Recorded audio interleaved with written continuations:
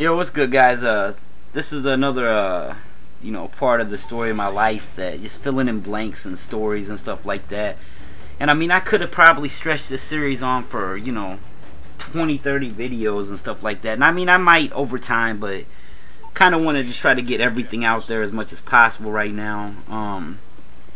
And first off, I want to say, everybody that's watched the series, thanks for listening.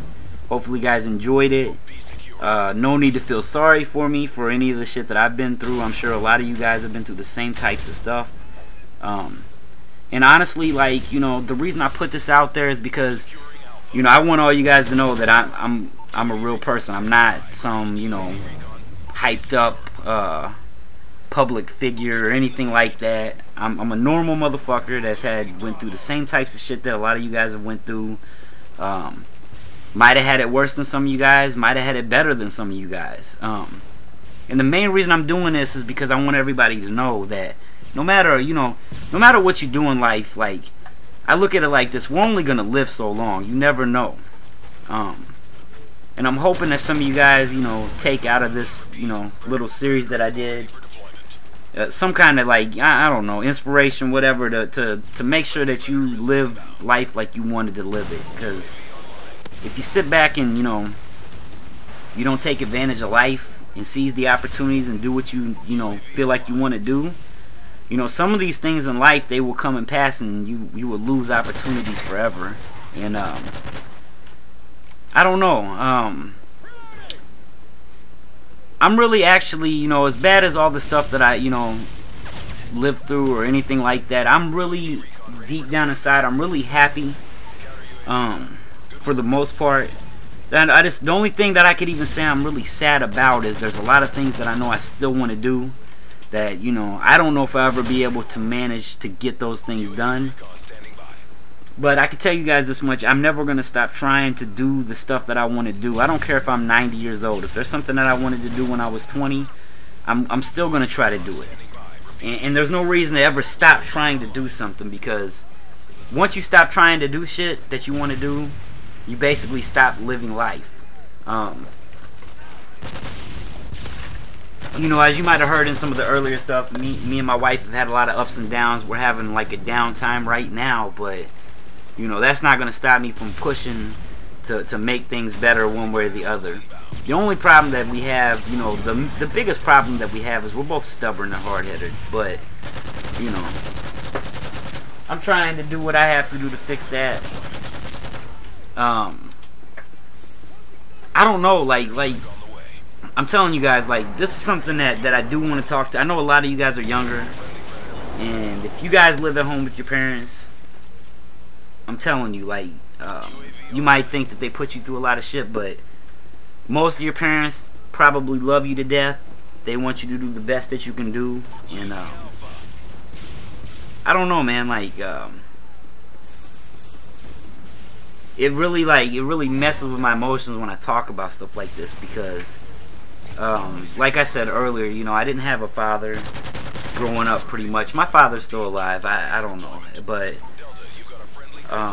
just be lucky for what you do have. If you don't have a mother or a father or your grandparents or something, you have to be happy for what you do have. I love my mother to death.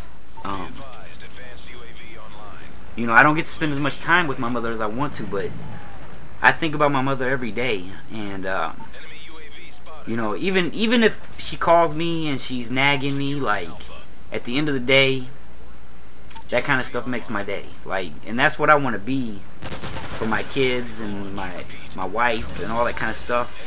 I eventually want to get to a position that, when my kids think about me, they think, well, I don't like this about Dad, and I don't like that about Dad, but I love my dad, and these are all the stuff that I like about him, and regardless, I want him to not have to think 10 years, 20 years down the line, well, I love my dad, but he's fucked up. I don't want him to think that. So I'm trying to situate my life right now to where they'll never think like that. But I mean, what I'm pretty much getting at is, if you guys are younger, you still live at home, man. Tell your parents you love them. I mean, as mad as they might make you, some of the shit they might do to you, I'm telling you, they're doing it because they think it's all for your own good. They might not be right, but at least they care. Like, that's what it comes down to, that they care. I don't know, like, I got a lot of stuff that like I said, that I want to do. One thing that I want to do, and I don't know if it's this YouTube thing or whatever it is, I know I'm in a position with this YouTube thing to do something. Like, you know, I get paid to entertain people, and it's all about how many people I'm entertaining as to how much money I could make.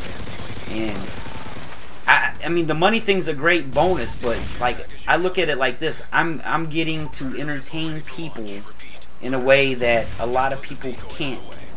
So I've always strived to, you know, entertain the audience that I have, find new people to entertain, and I don't know how far this stuff's gonna go. I don't know if I'll ever be a White Boy 7th Street level commentator, or X-Jaws, or a T. Martin, or a Bendro, a Dunkus, or any of that kind of stuff. You know, I don't know if I ever hit 20,000, 50,000. I don't know if I hit any of those numbers. And I mean, I do care and I don't care. At the end of the day, I am happy to be able to entertain you guys. And my biggest thing is, anything that I can do that I like to do, I try to take it to as many levels as possible. So, you know, I'm going to keep doing this and try to keep growing regardless. And I don't really even know where I'm going with this. I'm just kind of just yapping right now. I was supposed to be finishing, you know, some more stories and stuff. So let me tell you guys a quick story before we get to the end of this video. Like, a lot of my friends think this is hilarious. I promise you guys it's a true story. When I was about 18 or 19, we used to go out and play basketball from like 5 p.m. to like 3 or 4 in the morning. And I suck at basketball, by the way, but you know, we would run around and run around and run around. And I always hated drinking water. I don't drink water. Still to this day, I barely drink water. And I came home one night. I came home and I was actually staying with my mother for a minute at the time. And I sat down on the floor. I don't even know why I sat on the floor. And my whole body cramped up. Like, my legs, my toes, my tongue, my neck, fingers, everything. I like basically was curled up in a ball and could not fucking move, and it hurt so bad. And I'm like basically about to cry, talking about I can't, you know, I can't get up. I'm cramped up. And my mother proceeds to come out of the kitchen with a gallon of distilled water and pour it in my face and almost drowns me, talking about, drink this water, you gotta drink this water to get the cramps out.